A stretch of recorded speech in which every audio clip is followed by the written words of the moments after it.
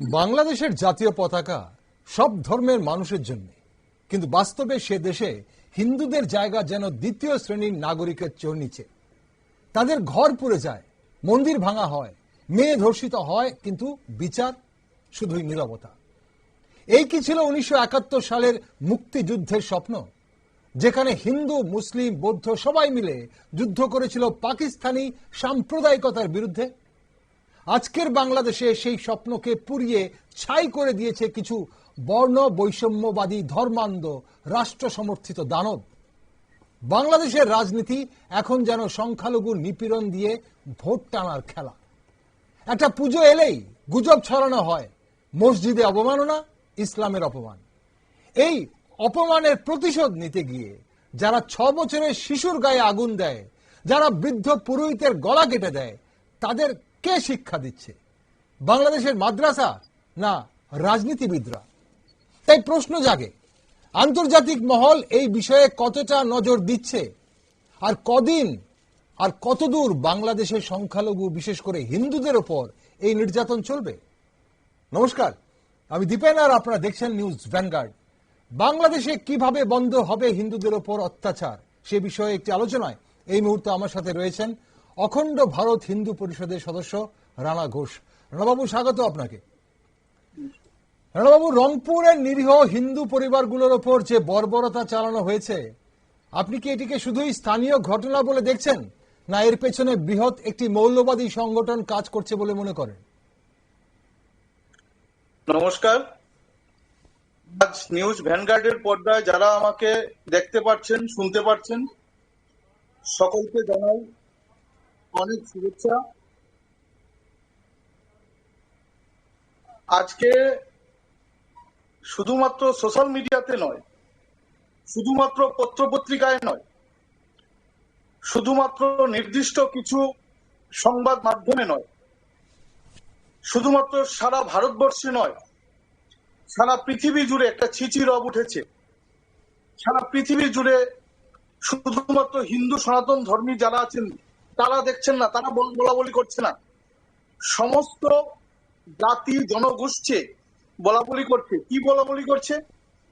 যে বাংলাদেশটাকে স্বাধীন করার জন্য, একটু আগে দীপেনদা বলছিল, জাতি ধর্ম বর্ণ নির্বিশেষে হিন্দু মুসলমান বিশেষ করে বৌদ্ধরা, এই 3 ধর্মের লোকরা প্রাণ দিয়েছিল, তাদের জানমাল দিয়েছিল, তাদের সয় সম্পত্তি বিসর্জন দিয়েছিল, মা ছেলেকে বিসর্জন দিয়েছিল।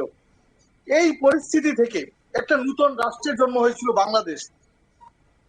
শুধুমাত্র মুসলমানদের জন্য নয়, শুধুমাত্র মৌলবাদীদের জন্য নয়, একটা বড় জনগোষ্ঠী আজকে এই বাংলাদেশের মধ্যে হিন্দু মুসলিম নির্বিশেষে, বৌদ্ধ নির্বিশেষে এই বাংলাদেশে থাকতো।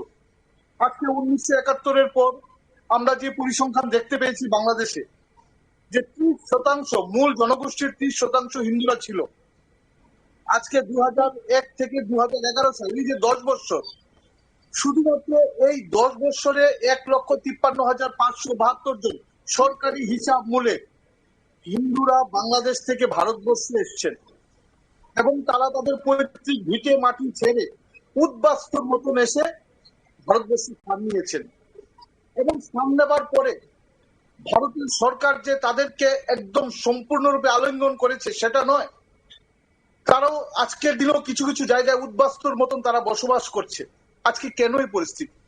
আজকে বাংলাদেশের যে মৌলবাদীর যে শাসনটা চলছে, এখানে ইউনূস সরকার, যিনি একজন সারা ভারতবর্ষের কাছে, সারা বিশ্বের কাছে একজন নোবেল পুরস্কার প্রাপ্ত, একজন নোবেল জয়ী একজন পুরুষ হিসেবে উনি সম্মান লাভ করেছেন।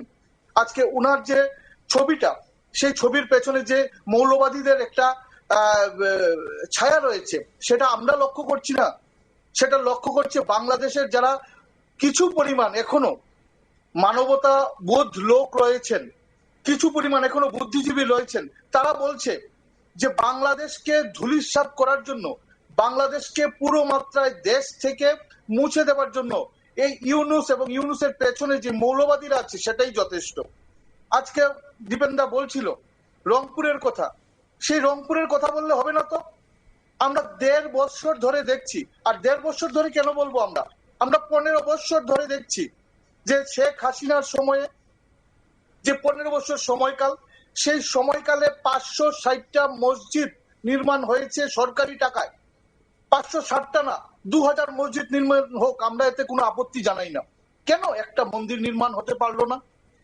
নির্মাণ হবে তো দূরের কথা, কেন যে মন্দিরগুলো স্থাপিত মন্দির ছিল, আজকে 100 বছর পুরনো মন্দির ছিল, সেই মন্দিরগুলোকে ভাঙা হলো, মূর্তিকে ভাঙা হলো, পুরোহিতের গলা কাটা হলো, চিন্ময় প্রভুকে বিনা অপরাধে জেলে দেওয়া হলো, ওনার জামিন মঞ্জুর করা হলো না। আজকে কেন ছোট ছোট শিশুদের গলা কাটা হচ্ছে? ঘুম থেকে উঠে যখন পাড়ার লোকরা এই বাড়িতে যে শিশুরা ছিল তাদের শব্দ পাচ্ছে না, যখন বাড়িতে গেল দেখলো মা সমেত সেই শিশুদের গলা কাটা। পরবর্তী সময় শোনা যায় গলাটা সেইভাবে কাটানো, জবাই করে কাটা হয়েছে। আমরা লক্ষ্য করেছি ছেলের সামনে, মার সামনে ছেলেকে আগুনে পুড়িয়ে দিতে, হাত বাঁধা অবস্থায়। শুধুমাত্র হিন্দুদের বেছে বেছে তাদেরকে মারা হচ্ছে, গলা কাটা হচ্ছে, আগুন দেওয়া হচ্ছে। রংপুরের কথা আজকে আসছে, আজকে 5 দিন আগের কথা। ওনার নাম হচ্ছে নীলা রানী, স্বামী মৃত অনিল চন্দ্র রায়ের স্ত্রী উনি। 3 জন মৌলবাদী, আমি তাদের নাম নিয়ে বলছি, তারিকুল রহমান, শরীফুল ইসলাম এবং বাবুল রহমান, যারা একই বাবার ছেলে, মোহাম্মদ মোফজ্জলের ছেলে। 3 জন, তারা 3 জন মিলে ওই মহিলা উনার জমিতে চাষ ছেড়ে ঘরে ফিরছিল। এই বয়স্ক মহিলাটাকে কাপড় খুলে উনাকে ইজ্জত লুণ্ঠন করে, উনার শরীরের মধ্যে দা দিয়ে আঘাত করে উনি এখন হাসপাতালে ভর্তি আছেন। আজকে বিভিন্ন জায়গায় হিন্দুদের উপর এই যে অত্যাচারটা, সেটা সারা ভারতবর্ষ নয়, সারা বিশ্ব জুড়ে একটা ছিচি রব উঠেছে। একদম একদম আপনি যা বলছেন সেগুলো সবগুলোই সত্য কথা। এখন গত বছর থেকে বিশেষ করে আমরা দেখেছি, আপনি যেটা বলছেন যে শেখ হাসিনার আমলেও দেখেছে বা এর আগেও, বাংলাদেশে হিন্দু নির্যাতনের কাহিনী নতুন কোনো বিষয় নয়। তবে বিশেষ করে যখন পট পরিবর্তন হয় গত বছর, তখন থেকে বাংলাদেশের সংখ্যালঘু হিন্দু সম্প্রদায়ের ওপর একের পর এক যেভাবে হামলা শুরু করা হয় তা গোটা বিশ্ব দেখছে। প্রতিমা ভাঙচুর, মন্দিরে অগ্নিসংযোগ, বাড়িঘর লুট, নারীদের ওপর নিপীড়ন, এসব যেন রুটিন হয়ে দাঁড়িয়েছে বাংলাদেশে। শিশুদের স্কুলে পাঠাতে ভয়, বৃদ্ধদের মন্দিরে যেতে ভয়, এই তো তাদের বাস্তবতা। এখন বাংলাদেশে হিন্দু সম্প্রদায়ের ওপর এই যে সাম্প্রতিক হামলাগুলো নিয়ে আপনার এবং অখণ্ড ভারত হিন্দু পরিষদের পর্যবেক্ষণ কি? এই ধরনের ঘটনার মূল কারণ কি বলে মনে করেন? এগুলো কি শুধুই একমাত্র রাজনৈতিক হিংসার কারণে হচ্ছে, না এর পেছনে কোনো সাম্প্রদায়িক বড়সড় সাম্প্রদায়িক ষড়যন্ত্র আছে যেটা বাংলাদেশকে গ্রাস করছে দিন দিন? দেখুন, মানুষ মানুষকে উপকার করে, মানুষ মানুষের জন্য। আমরা বিভিন্ন সময়ে এবং বাংলাদেশও আমরা এটা লক্ষ্য করেছি, মানুষ যখন বিপদে পড়ে আমাদের মধ্যে, মানুষের মধ্যে একটা কম্পিটিশন শুরু হয়। কি কম্পিটিশন? যে আমরা কত মানুষের পাশে যেতে পারি, কত মানুষকে উপকার করতে পারি, একটা মানুষকে উপকার করার জন্য আমরা কি কি করতে পারি, এই ধরনের কম্পিটিশন থাকে আমাদের মধ্যে, বিশেষ করে আমি বলবো হিন্দু সনাতন ধর্মীদের মধ্যে। আর বাংলাদেশে এখন একটা কম্পিটিশন চলছে। কি কম্পিটিশন? কম্পিটিশনটা হলো কে কাকে, কোন পাড়ার লোক তাদের ওই পাড়ার হিন্দু ধর্মাবলম্বীদের, সনাতন ধর্মাবলম্বীদের কত বেশি আঘাত আনতে পারে, কত সনাতন ধর্মীর বাড়িঘর ভাঙচুর করতে পারে, মন্দির ভাঙতে পারে, তাদেরকে কত বেশি নির্যাতন করতে পারে, মা বোনদের কত বেশি ইজ্জত লুণ্ঠন করতে পারে। দেখুন, এই অবস্থানটা আমরা বারবার প্রতিবাদ জানিয়েছি, আমাদের রাজ্যের সরকার, আমাদের দেশের সরকারকে আমরা জানিয়েছি, এবং হিন্দুদেরকে আমরা একত্রিত হতে বারবার আমরা আহ্বান জানাচ্ছি। এবং ওই দেশের যারা হিন্দুরা আছে এখন, তারা প্রতিনিয়ত, ধরুন কোথাও 15টা পরিবার আছে, ওই 15টা পরিবার একই সঙ্গে থাকার জন্য তারা সংঘবদ্ধ হয়ে কিভাবে তাদেরকে জানমান তো, মাল তো শেষই, জানটা কি করে বাঁচানো যায় সেটার জন্য তারা চেষ্টা করছে। আমরা এর জন্য আন্দোলনে নেমেছি, বার্তা দিয়েছি যে হিন্দুদের, হিন্দু সনাতন ধর্মাবলম্বীদের অন্তত আমাদের ভারতবর্ষে তাদেরকে একটা থাকার ব্যবস্থা করা হোক, তাদেরকে এনে তাদেরকে অন্তত দুবেলা দুমুঠো যেন ভাত খেতে পারে, তাদেরকে আপাতত এই ব্যবস্থা করা হোক। কিন্তু আপনি যে বললেন যে এটার পেছনে কোনো রাজনৈতিক উদ্দেশ্য আছে কিনা। দেখুন, রাজনৈতিক উদ্দেশ্য আছে কিনা সেটা আমরা বলতে পারবো না, কিন্তু আমরা এতটুকু বুঝি যে হিন্দুদের পেছনে বিশেষ করে মৌলবাদী যারা, আমি ইসলাম ধর্মকে আমি খাটো করছি না, আমি ইসলাম ধর্মকে নিয়ে কটূক্তি কথা বলবো না, আমি বলবো মৌলবাদীরা এবং এই মৌলবাদীর নায়ককে, কে এই মৌলবাদের পিছনে সবচাইতে বেশি সাহায্যের হাত বাড়াচ্ছে, আমি সেটা মোহাম্মদ ইউনূসের নামটাই বলবো। যেহেতু উনি অন্তর্বর্তীকালীন সরকারে আজকে ওই দেশটার শাসন ক্ষমতায় রয়েছেন এবং সর্বাধিক নায়ক হিসেবে উনি প্রতিষ্ঠিত আছেন, তো আমি উনার নামটা বলবো। এবং উনার নিয়ম, উনার নির্দেশিকায় আজকে পুরো বাংলাদেশে এই ধরনের অবস্থা হচ্ছে। আজকে বলুন তো, ভারতবর্ষে হিন্দুদের অবস্থান নয়, পুরো ধর্ম, বিভিন্ন ধর্মের অবস্থান, আজকে কোথাও বাংলাদেশে যে হিন্দুদের উপর, সনাতন ধর্মাবলম্বীদের উপর এই ধরনের অত্যাচার হচ্ছে, হিন্দুরা কোথাও যারা ইসলাম ধর্মাবলম্বী আছে তাদের উপর আঘাত আনছে? কোথাও আনছে না তো। বরঞ্চ আমরা এরকম দেখেছি যে আমাদের ভারতবর্ষে বেশ কিছু জায়গায় সনাতন ধর্মাবলম্বীদের উপর এই দেশের যারা মৌলবাদীরা আছে তারা আঘাত আনছে। এর পেছনে কাদের হাত? আমি সরকারের কাছে অনুরোধ করব যে এর পেছনে দৃষ্টান্তমূলক ভাবে আপনারা তাদেরকে শাস্তি দিন, তাদেরকে ধরে তাদেরকে গ্রেপ্তার করুন, এবং যে অন্তর্বর্তীকালীন সরকার আছে, যেই সরকারটা পেছনে আজকে কোনো ধরনের আমি বলবো তাদের কোনো ধরনের পিলার নেই সেই সরকারের, এবং যেই সরকারের কোনো ধরনের অবস্থান নেই, এবং বাংলাদেশের যারা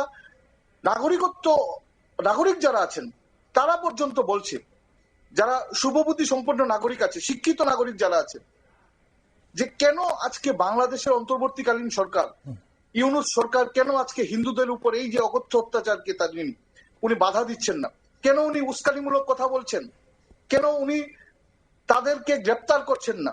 একদম এবং একদম একদম একদম আপনি ঠিক বলছেন। লক্ষ্য করি, একদম আপনি ঠিক বলছেন। এই বাংলাদেশ কি সেই দেশ, এই বাংলাদেশই কি সেই দেশ যেখানে সব ধর্মের মানুষ একসঙ্গে মুক্তিযুদ্ধ করেছিল? সেটা নিয়ে সত্যি আমাদের অবাক লাগে যে বাংলাদেশের নাম করে কবিরা লিখেছিলেন যে সব ধর্ম সব মানুষ মিলে একাকার বাঁচে এখানে। আজ সেখানে একজন হিন্দু ছেলেকে তার মায়ের মুখ দেখতে হলে ধর্ম লুকাতে হয়।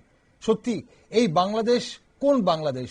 এখন ভারতের হিন্দু সংগঠনগুলো কিভাবে এই নির্যাতনের বিরুদ্ধে আন্তর্জাতিক ও রাষ্ট্রীয় পর্যায়ে আওয়াজ তুলছে এবং কি করা উচিত? আপনার সংগঠন সহ বিভিন্ন হিন্দু সংগঠনগুলোকে কি করা উচিত বলে আপনি মনে করেন? দেখুন, লজ্জা হয় বলতে, যেই বিশ্বকবি রবীন্দ্রনাথ ঠাকুর, এটা সারা বিশ্বের মধ্যে একটা দৃষ্টান্ত হয়ে রয়েছে, সেই বিশ্বকবি রবীন্দ্রনাথ ঠাকুরের মূর্তি ওনারা ভেঙেছেন, সেই বিশ্বকবি রবীন্দ্রনাথ ঠাকুরের বাড়ি ওনারা ভেঙেছেন, এবং কার বাড়ি ভেঙেছেন? যার লেখা গানে ওদের জাতীয় সঙ্গীত রচনা হয়েছিল, ওনার বাড়ি ওনারা সেই মৌলবাদীরা ভেঙেছে। কার বাড়ি ভেঙেছে? ভেঙেছে আমাদের কিংবদন্তি ক্রিকেটার সৌরভ গাঙ্গুলির বাড়ি। কার বাড়ি ভেঙেছে? ভেঙেছে আমাদের কিংবদন্তি গায়ক মান্নাদের বাড়ি। এই যে লোকগুলোর বাড়ি ভেঙেছে, এতে কি প্রমাণ হয়?